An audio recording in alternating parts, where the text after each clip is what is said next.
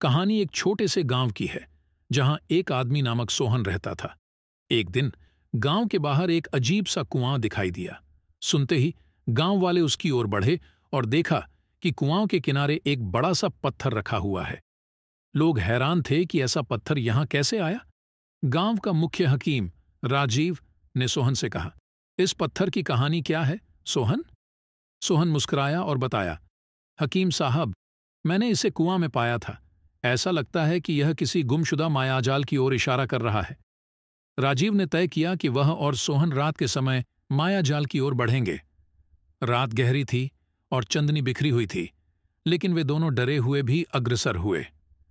मायाजाल के बीच में वे एक पुराने मंदिर के सामने पहुंचे, जहां वे एक रहस्यमय द्वार पर खड़े हो गए।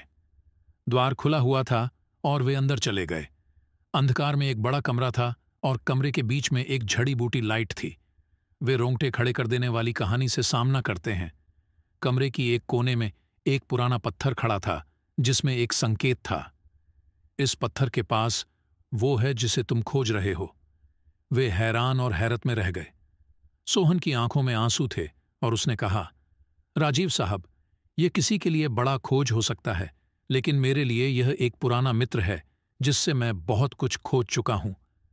इस पत्थर की पीठ पर लिखा गया था, सच्ची मित्रता और विश्वास से ही सफलता मिलती है।